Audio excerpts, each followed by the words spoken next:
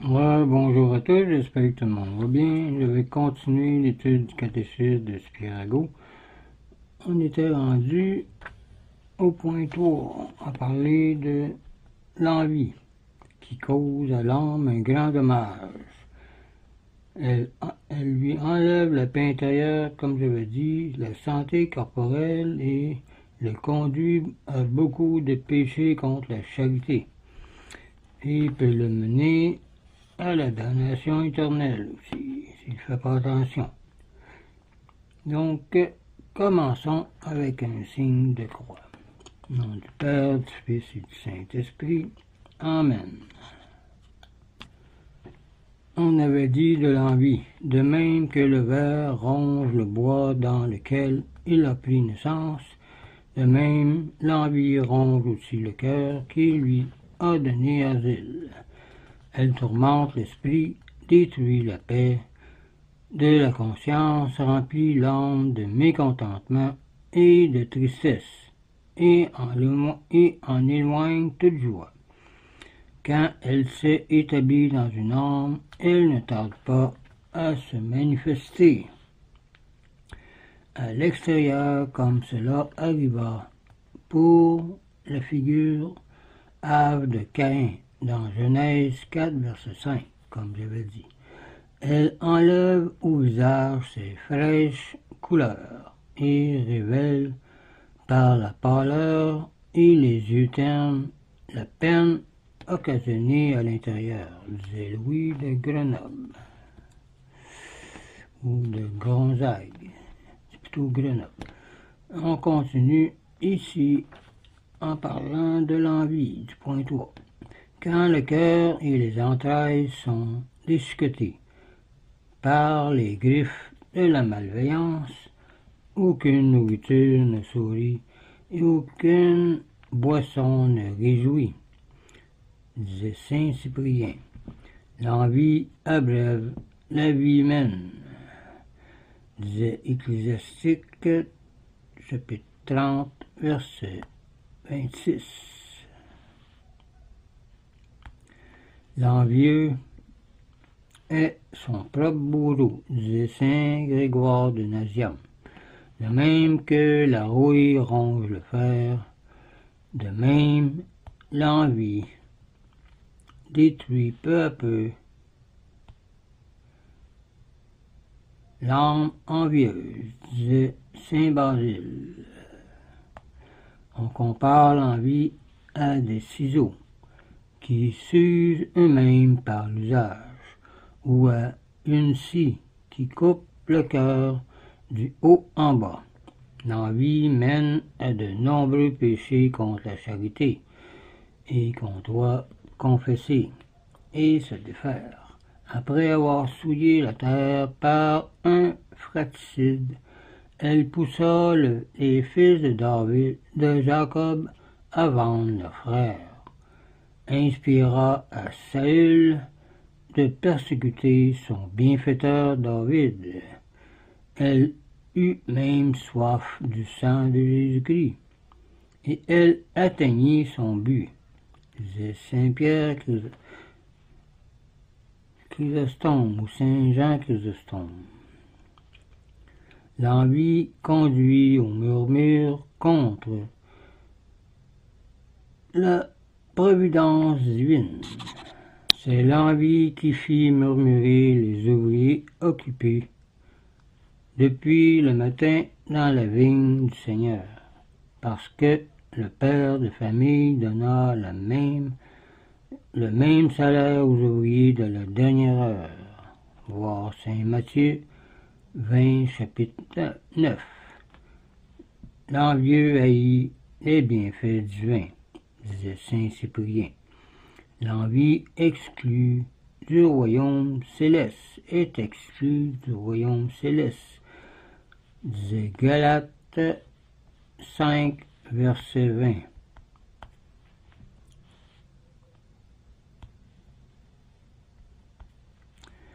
Elle est le gage le plus sûr de la damnation éternelle, disait saint Basile.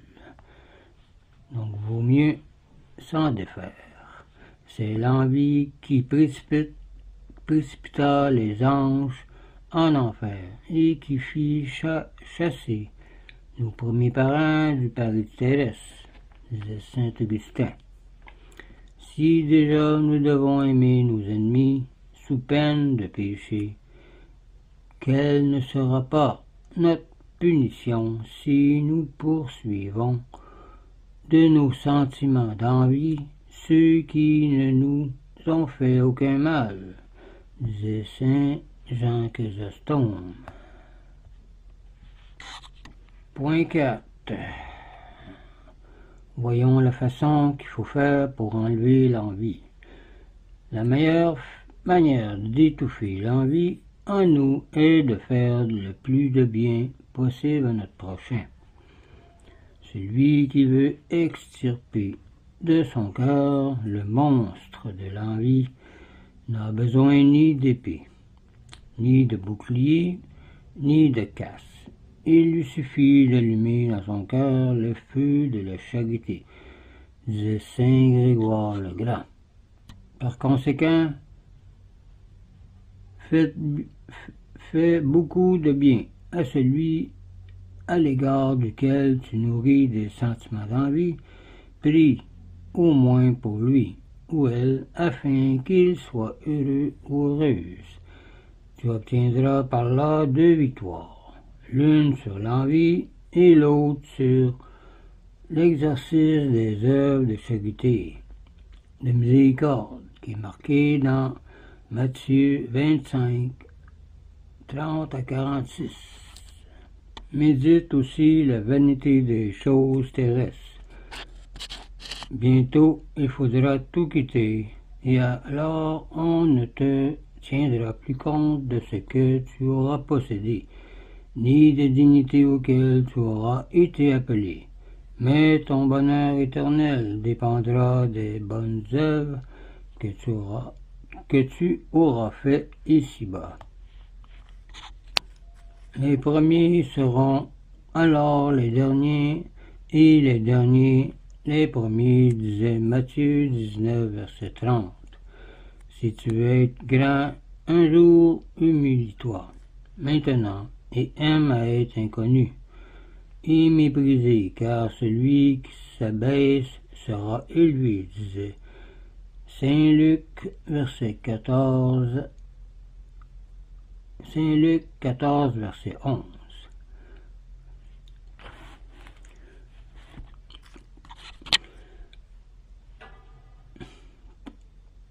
Passons à un autre point, point 2. Celui-là n'a pas non plus la charité qui nuit à son prochain, soit à sa vie, soit à son honneur, son innocence, soit à ses biens, ou à son foyer domestique, etc. Et troisièmement, ou qui omet de faire des œuvres de charité, n'a pas la charité. On n'aime pas son prochain si lorsqu'il est dans le besoin, on ne le secourt pas suffisamment pour vivre, disait saint Jean Chrysostome.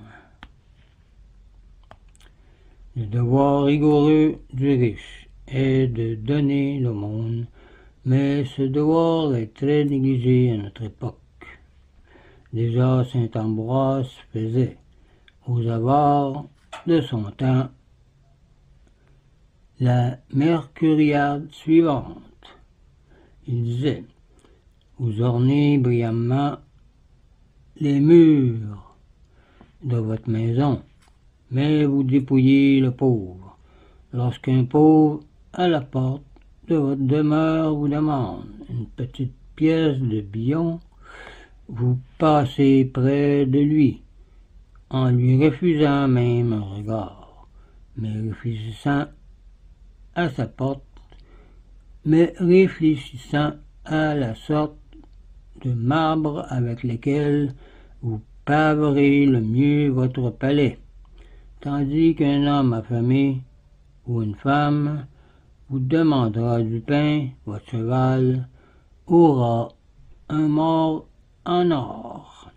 aux riches, quel jugement sévère vous appelez sur vous, une fois que vous serez décédé, qui auriez pu soulager tant de misère avec votre argent.